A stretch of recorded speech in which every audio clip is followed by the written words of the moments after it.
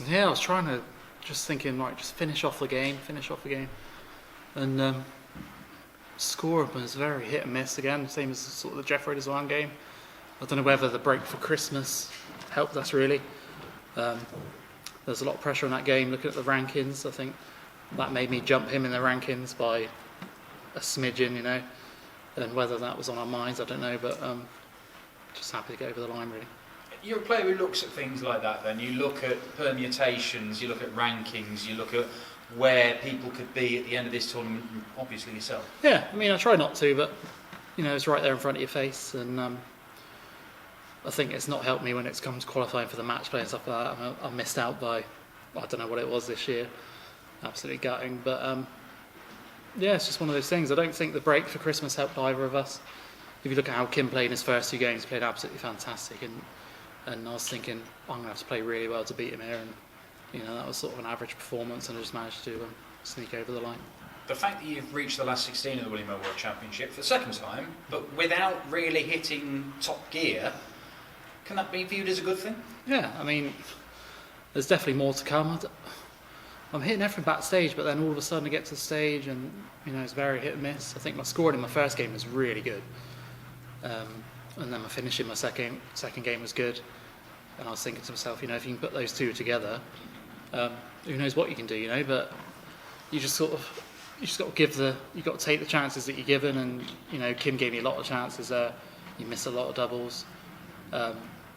You know, it must be tough for him having to stay here over Christmas and not seeing his little one, and, you know, I'd like to wish him a safe trip home, and, you know, all the best. Well, every single game so far you've gone in as a favourite, either a heavy favourite or a narrow favourite. Might not be the case in the next round if it is James Wade. I've got no idea what it'll be if it's Stephen Bunting, but you like being the underdog, don't you? Yeah, I prefer that. I mean, if you look at the way Kim's played in his first 2 games, I really don't know I'm the favourite for this game. You know, that seems crazy to me, but, you know, I don't make the odds. But yeah, I mean, rankings-wise, you'd probably see Wade winning that game. But, you know, Bunting's very unpredictable, and, you know, he could turn James over. You don't know. You know, it doesn't matter who I play. I think I've just got to actually turn up and play my own game, and just go from there, really. Turn up and play your own game. It's not just a first ever quarter final at the Winmau World Championship. It's potentially a first semi or a final, or winning the whole thing, isn't it? Yeah, you never know. I mean, stranger things have happened. I think I've got the game to go all the way if I can, you know, put it together.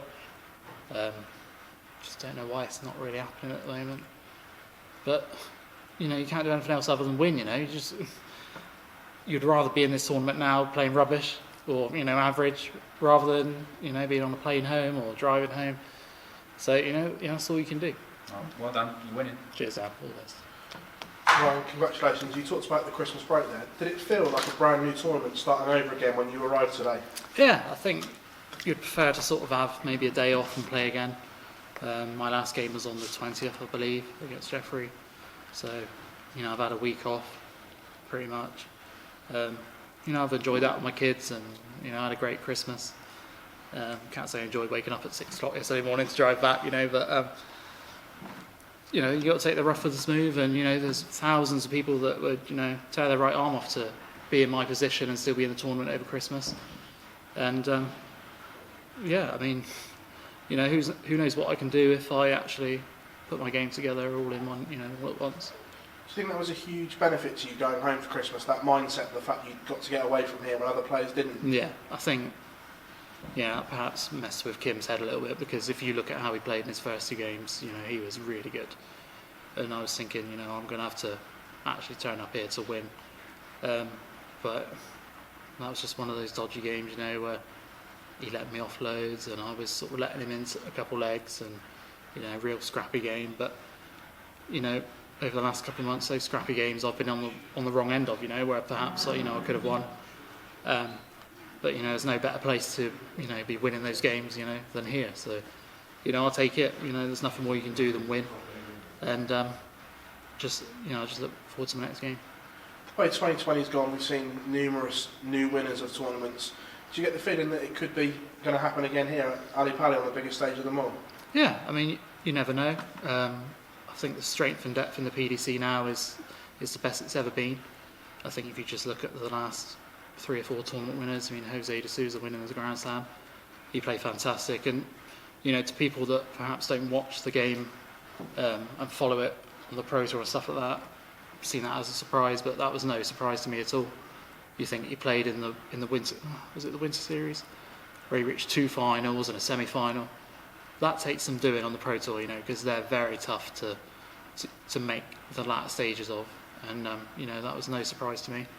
And if I put my game together, who knows what I can do, So I'm just happy to get through that game. That was, it was really tough mentally. And then the format goes up as well. Does that suit you, knowing that you can make a mistake early on and there's still time to come back in these games? Is it still first to 4 or first to 5? 4. Is it 4 again still? Yeah. So I think the first 4 helps, and I think playing Stephen Bunting would be a good game, considering 3 of his darts adds up to one of mine. In the weight, that would be quite funny.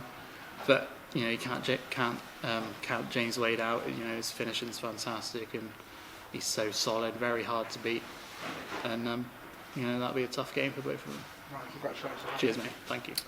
Ryan, you talked earlier about the match play and missing out there. Would a deep run here, obviously you've gone further than before, would a deep run here put that sort of thing out of your mind and all the other tournaments out of your mind? Yeah, I mean, it was obviously gutting to miss out on the match play by £1,000, whatever it was. But once I've missed out on that, it's gone from my mind. You can't do nothing about that.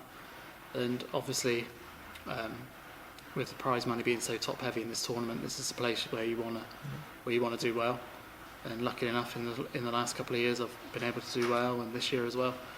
And I'd like to push my way into the top 32 by the end of this tournament.